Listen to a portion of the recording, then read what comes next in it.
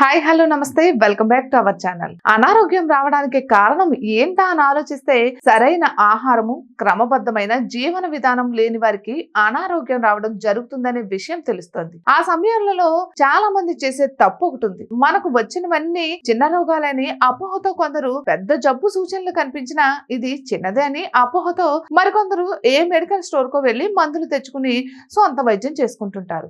అది చాలా పెద్ద తప్పు. ప్రస్తుత కాలంలో అందరూ ఒక అలవాటుగా సేవించే కాఫీ, టీ లాంటివి కూడా శరీరానికి అనారోగ్యం కలిగించేవి. వీటిని తీసుకున్నందువల్ల తాత్కాలికంగా శరీరానికి ఉత్తేజము, ఉత్సాహం కలగవచ్చు. కానీ వాటి ప్రభావం శరీరానికి ఏమంత లాభదాయకమైంది కాదు. అధికంగా కాఫీలు, టీలు తీసుకునే వారికి కొంతకాలమైన తర్వాత అవి తీసుకోకపోతే నిస్సత్వ, చిరాకు, పనుల మీద ఏకాగ్రత కుదరకపోవడం వంటివి ఏర్పడతాయి. ఇలాంటి వాటికి అలవాటు పడడం వల్ల నాడీ వ్యవస్థ సమస్య ఎదురై నిత్యం తలనొప్పితో బాధపడడం జరుగుతుంది. ఇక ఈ ప్రభావం జీర్ణకోశంపై కూడా పడి కడుపు ఉబ్బరం, గ్యాస్ వంటి వ్యాధులకు లోనయ్యే ప్రమాదం ఉందంటున్నారు నిపుణులు. ఇటువంటి మరెన్నో వీడియోస్ కోసం మా ఛానల్ ని సబ్స్క్రైబ్ చేసుకోండి.